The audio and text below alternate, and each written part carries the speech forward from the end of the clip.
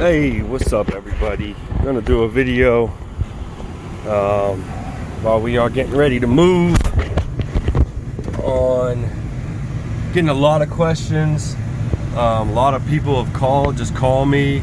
A lot of people comment, just various ways to get into the business of being a diesel mechanic. And there's multiple ways to do it. I guess I'll start with the way I did it, which is probably not the way I would suggest, because I mean it helps you get a career, but overall, I'm gonna move this a little closer. Overall, you really have to do it, and that is you really have to want to do it, and that is joining the military as a diesel mechanic and working your way up and learning that. And the whole thing with the diesel mechanic thing is, in doing it through the military, I mean, it worked out for me because I went in open contract to the Marine Corps, and basically went in there thinking, all right, I'm gonna be infantry, because all they had was like a chef and supply were the only jobs. And when you join the Marine Corps, you're motivated, you hoorah. So I wanted to be infantry, stupid as hell, but that's what I did. If you are planning on joining the military, go to college for 2 years, get your associates, then go in as an officer, or join the Air Force. Don't mess with any other branch. Join the Air Force, because you're going to get a job that's going to translate into the civilian world much better than most of the other services. So first step, make sure you want to join the military. Second step, join and get something out of it. Don't just join and let them use you. You want to use them. So join with something in your head. Join with, hey, I want to do it for this reason. I want to do it for this reason. And if you want to join to become a diesel mechanic, like I said, I don't really suggest it. I kind of just got lucky and it fell into my lap.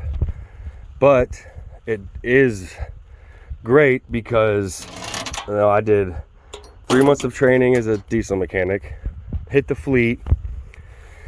I was with an artillery unit, so they are a little bit different. So you go to the field a lot. You go to the field probably, out of a whole year, you probably do once every 2 months. You do at least a week or a weekend, and then most of the time it's like 2 week field ops. There's all different kinds of field ops. So I'm getting ready to load this up to bring it to the dump. So I was out in the field a lot. So I guess I did my 3 months training, which I'll be honest, I pretty much just finger fucked my way through it. All the tests, you basically like guaranteed to pass the tests. I basically did everything. I learned everything through actually doing it, like in the classes. But either way, I got out, hit the fleet. You got people who are above you that can teach you. But in all reality, I didn't really get many hours or working. I didn't really work on the trucks that much because I was out in the field. And yeah, you'd work on the trucks, but you're doing a lot more, fix this coolant leak. Oh, this truck's down, it needs to be towed. Little small things, which to get you ready for the road service. So that all makes sense. But, basically it is a deal where, I wasn't actually like a mechanic in a shop working 8 hours a day every day. Now, when I was back in the fleet, I was doing that, but we were a second echelon shop. So it was like alternators and starters and, very basic, easy things. If it was anything major, it'd get sent out. And you're working on Humvees, 7 tons. And then once I actually deployed, that's when I started seeing like, Oshkosh, MRAPs, Cat engines, things like this. But even then I wasn't working on trucks. We were doing an infantry mission. So it wasn't really, I wonder if this is gonna rot if I put it downstairs. Hate to get rid of some good wood. But, so yeah, basically what I'm trying to say in this big old jumble is, I really didn't, while I can say on my resume when I apply to a place, hey, I was a diesel mechanic for 4 years for the Marine Corps. They basically take that as you've gone to school for diesel mechanic, and you've got like at least a year or two worth of work experience. Maybe not exactly on commercial semi trucks, but you have work experience working with tools, with jacks, with safety equipment in that industry. So those 4 years, while yes, I wasn't even really a mechanic, most of them, maybe literally for probably 9 months of my whole Marine Corps career, I was actually mechanicking in a shop. And maybe even less, because I think before I deployed, I was the QC, so I wasn't even when a truck would come in, I would inspect it, what was wrong with it, write what was wrong with it, send it off to the tech, they fix it, and when it's done, it gets back to me. I check it to see if it's done, and then I'm good. So it was like 2 QCs and a service manager. So I mean, I was kind of like I wouldn't even really say foreman, because I didn't necessarily have power, but I definitely was not just a regular mechanic anymore. So that helped me out with, management and, other things. But yeah, I mean, so really the Marine Corps route is great, but, I would only suggest that if you're really, really serious about joining the Marine Corps, or any branch of the military, because yeah, you may end up dying. So that wouldn't be cool if you didn't want to die. So that's one way to do it. Another way to do it is school, basic, Nashville College, or, I don't know, I'm just throwing things out there. But yeah, it's just basically setting up with a school and,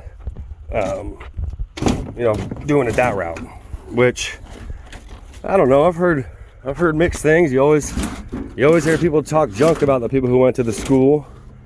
But I mean, right now when I see people who have gone to school, it looks like, all right, well, they went to school for 2 years, they graduated. I mean, they dedicated to something, they're dedicated to get this career going. So why would you not want a guy who just got out of school? I mean, they'd probably be way cheaper than someone who's got a bunch of experience. They're teachable, they're probably younger, so they're probably not as curmudgeon as these older technicians. And you probably also aren't dealing with this, people talk about the new age kids or new age workers. Like, if you're going to go to school for 2 years and you're 22 years old, you're probably pretty dedicated.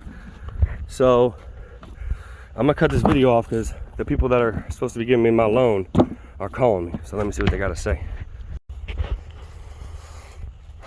No news. So yeah, I'm supposed to be getting an appraisal on this place to rent it out, and the Rocket Mortgage has been supposed to be doing this appraisal, and it ain't been done yet. Well, it's actually a big drama. They're supposed to start it on the 24th, supposed to be done by the 10th. I call on the 9th to check on it. Well, it hasn't even been sent out yet. I don't know what's been going on. So yeah, after stressing out about that, we finally got somebody over there that actually gives a damn, and they got a hold of somebody and figured it out. But all right, so back to it. The school, I think the school can be a good choice. Like I said, there is kind of a stigma on the school being school trained, but I mean, how are you going to start? But that leads me to my next thing. There are ways to get into this industry that I've seen people pull off. I mean, I've seen people that start from a truck washer and work their way up to manager. It's definitely doable. You just gotta pretty much put yourself out there. So the way that I would do it is you get yourself in the door on some trucking company.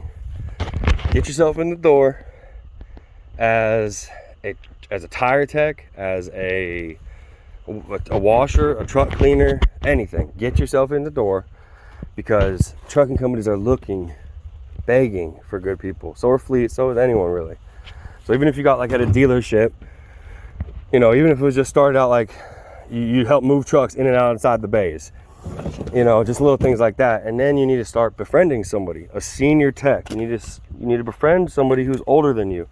And how do you befriend them? How do you befriend an old scrunchy technician? Whoa.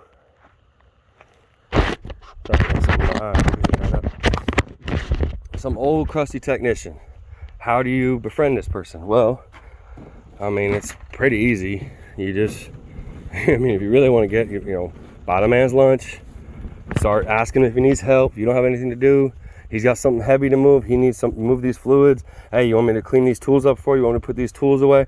Hey, if I'm working hard all day and someone asks me to clean my tools for me, I'm gonna be like, hell yes, clean my tools for me. Thank you very much. And then you just have to be receptive to learning. You can't come into someplace, oh, I know this, I know that. Like, oh my goodness, I've heard so many mechanics come in and say they know all this shit in the world, and they get in and they don't know shit, and no one is going to teach them anything because, hey, guess what? We thought you knew everything. You thought, you knew everything, don't you? So don't go in there cocky. Go in there saying, I don't know shit. I want to learn everything I can. That's the way you're going to befriend people, because these mechanics out here, they want to teach. They want to teach people, but they want to teach someone who's going to actually appreciate what they taught them, take it in and learn it, and not just, you know, one ear out the other, you know, mentality. No, like, and then if you don't get it, you're going and asking questions. You're still figuring it out. You're not just throwing your hands up in the air. You're saying, hey, can you help me out with this? You know, it's all things like that that's going to want. I was lucky that didn't spill. All things like that are going to put you in the right position to move your way up. You know, start getting your tooling together, start building up your tooling, start going to garage sales, going to yard sales, estate sales, and picking up tools on the cheap. You don't got to buy these snap-on nice tools right off deck. You go get yourself a Husky toolbox. You're looking at $800 to $1,000 at a Home Depot. So there's ways to get into it to be a diesel mechanic. There's probably other ways, but I would say that the best way is to get yourself in on the ground level at a shop, and then from there you basically work your way up. And then if you can get yourself some ASE certifications, if you've been working there 2 years, once you get your ASE certifications, I mean, shit, you be number one on the block. I mean, ASE certifications are everything. So, you know, if you can work your way up in a shop and get those, and then, you know, let's say you're making 20 something an hour, maybe less, and then you get those ASCs, shoot, you go pick up a job at a dealership making 25 starting, then you're working at a dealership, you know what you're doing, you got a base, then you can get with somebody who really knows what they're doing, then you can really learn these engines, really start taking them apart, get the dealership. If you're a motivated young cat and they're going to send you to the Cummins school, they're going to send you to all the different schools, whatever dealer school it is, so you can, so they can get you up and learned while you're young and still cheap. But then once you get those certifications, you stay at the dealership and go somewhere else, then you can be making up to 25 to 30 an hour. So you got yourself a good career within 3 to 5 years, starting out as a truck washer. So you do that for a year, move to the trailer side, do that for a year, move to the truck side, do that for a year, 2 years, get your ASEs, then you get yourself a job at a dealership, do that for a year. That's 5 years in, and you got 3 years experience as a diesel mechanic, a year of that at a dealership, ASEs, maybe you're working on your Cummins. So, I mean, there's definitely chances out here to be a diesel mechanic. And right now, everybody is looking. Everyone's looking. I'm hiring. You know, a lot of companies are hiring. So, and it's getting very competitive. So it's a good industry to be in. You can take advantage of the fact that people are in hot, you know, people need mechanics to fix their trucks, and you're not finding qualified people. So if you can be qualified, you can ask for this 25 to 30 an hour.